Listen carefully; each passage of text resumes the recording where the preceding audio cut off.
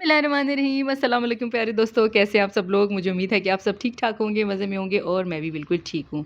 तो आज जो रेसिपी आप लोगों के लिए लेकर आई हूँ, वो ज़बरदस्त किस्म की ओरिजिनल ऑथेंटिक रेसिपी है जनाब, फ्रेस्को की दही बड़ों की। तो जो बेसन के बनते हैं, वो बहुत ज़्यादा लोगों को पसंद नहीं होते, तो हमने सोचा कि आज हम मूँग दाल के आपको बनाना सिखाएँगे दही बड़े, और जिनको आप आराम से रमज़ान के लिए फ्रीज़ कर लेंगी। ठीक है जी, तो आइए जी बनाना शुरू करते हैं। चैनल पर नए हैं तो जल्दी से सब्सक्राइब करें और बेल आइकन को प्रेस कर दें। तो सबसे पहले दही बड़े बनाने के लिए आपने क्या करना है, 1 कप मूँग दाल का आटा ले लेना है। अब आप कहेंगी जी मूँग दाल का आटा कहाँ से मिलेगा, तो परेशान नहीं होना। इसको आप ग्राइंडर में भी डाल के फ़ाइन मूँग दाल का आटा बना सकती हैं। देखिए इस तरह से होना चाहिए, दानेदार ना हो। ठीक है जी, छान लीजिएगा बेशक आप इसको।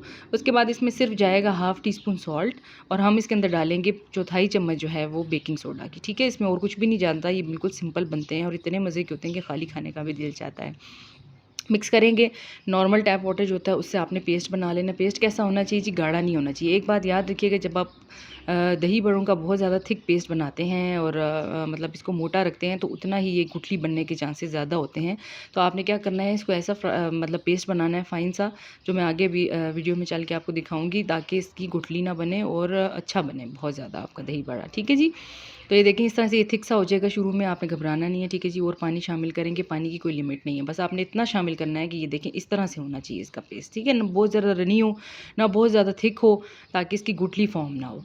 अब आपने क्या करना है, और दूसरी टिप इसकी ये है कि आप अगर चाहती हैं कि गुठली ना बने और बहुत अच्छे दही बड़े बने, तो आपने इसको बिल्कुल स्लो फ्लेम पर फ्राई करना है। ठीक है जी, और बहुत ज़्यादा जल्दबाजी नहीं दिखानी। तेज़ आंच पर गरम घी में ना डालिएगा, ब्राउन हो जाएंगे, फूल तो जाएंगे लेकिन अंदर से गुठली रह जाएगी।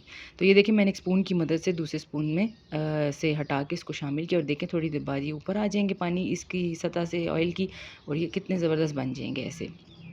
ठीक है जी, अब आप इसको इस स्टेज पर निकाल के ठंडा करके एयर टाइट बैग्स में डाल के आप इसको फ्रीज़ कर सकती हैं 2 महीनों के लिए, और आप यकीन करें ये इतने फ्रेश रहते हैं। अब जब निकालेंगी, आपने इसको बस पानी में डालना है, और इफ्तार से पहले इसको दही में शामिल करके बेहतरीन किस्म के आपके दही बड़े बन जाएंगे। आपको दोबारा ये बनाने ही नहीं पड़ेंगे रमज़ान के लिए। ठीक है जी, तो अब आपने देखा मैंने पानी में शामिल किया और ऊपर वेट डाला। वेट क्यों डाला, वेट डालने से भी क्या होता है कि अंदर तक पानी चला जाता है और गुठली नहीं बनती।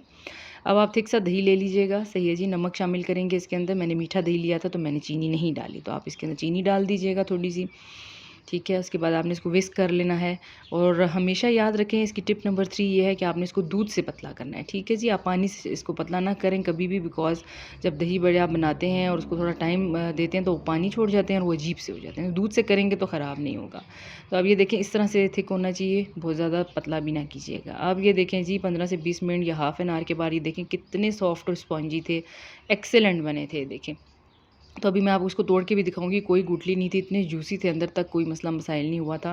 तो अगर आप मेरी टिप्स को फॉलो करेंगे तो इंशाल्लाह आपके बहुत अच्छे मूंग दाल के दही बड़े बनेंगे। ठीक है जी, अब आपकी बारी है जनाब, आपने स्क्वीज़ करना है और आपने इसको दही के अंदर शामिल करना। हल्का सा प्रेस कीजिएगा, पानी स्क्वीज़ आउट करके इनको आपने दही के अंदर शामिल कर देना है, इन दही बड़ों को। ठीक है जी, तो ये सारे शामिल किए थे मैंने, इनको डिप कर दिया था। अच्छा, टिप नंबर 4 ये है कि अगर आप चाहते हैं बहुत अच्छी जूसी बने आपके दही बड़े इफ्तार के लिए, तो मेहमानों के आने से कम आप 2-3 ढाई घंटे पहले, या आप इफ्तार से जनाब वो 2-3 घंटे पहले इनको डिप करके फ्रिज में लगा दीजिएगा कवर करके, फिर दही अंदर तक चला जाता है और बहुत जूसी और अच्छे दही बड़े बनते हैं। ठीक है जी, तो ये देखिए जी चटनी की रेसिपी मेरे चैनल पर मौजूद है। डिस्क्रिप्शन बॉक्स में मैं लिंक आपके साथ शेयर करूँगी, आप जाकर देखिएगा। अखरोट और धनिया की चटनी है, कोलेस्ट्रॉल वाली, बहुत ही अच्छी आपको फ़ायदा देगी। ठीक है जी, और ये इमली और खजूर की चटनी भी मेरे चैनल पर मौजूद है। ठीक है, आपने डिस्क्रिप्शन बॉक्स में लाजमी जाके लिंक चेक करना है।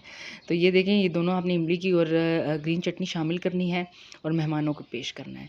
मुझे उम्मीद है कि ये रेसिपी भी आपको अच्छी लगी होगी। आने वाले रमज़ान में आप इसको ज़रूर ट्राई करेंगे, मेरे चैनल को ज़रूर सब्सक्राइब करेंगे। आने वाले दिनों में बहुत अच्छी रेसिपीज़ आएँगी।